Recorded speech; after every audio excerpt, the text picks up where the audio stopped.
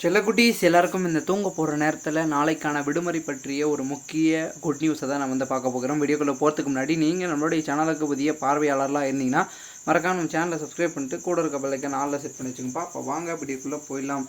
தற்பொழுது தமிழகத்தில் பெரும் அளவில் மழையின் தாக்கம் அதிகரித்து கொண்டே இருக்கிறது. அதன் தொடர்ச்சியாக தற்பொழுது தமிழகத்தில் தென் மாவட்டங்கள், கடலோர மாவட்டங்கள் என பல மாவட்டங்களில் கனமழை வெளுத்து வாங்க துவங்கிவிட்டது என்று கூறப்படுகிறது.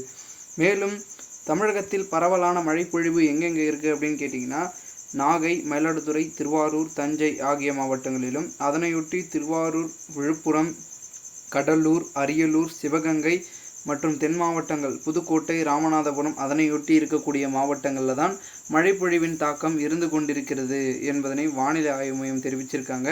இதனால் கண்டிப்பாக பார்த்திங்கன்னா இந்த மாவட்டங்கள்லாம் பார்த்திங்கன்னா நாளை விடுமுறை வருவதற்கான வாய்ப்புகள் அதிகமாக இருக்குது.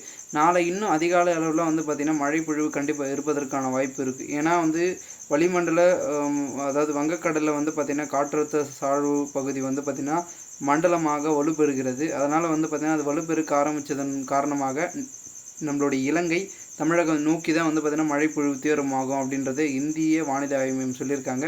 ஸோ அதுக்கேற்றாற் போல் பார்த்திங்கன்னா மழைப்பொழிவு நாளைக்கு இருக்கும். கண்டிப்பாக நாளைக்கு நிறைய மாவட்டங்கள் விடுமுறை வருவதற்கான வாய்ப்பு இருக்குது. வெயிட் பண்ணி பார்க்கலாம், ஓகேங்களா?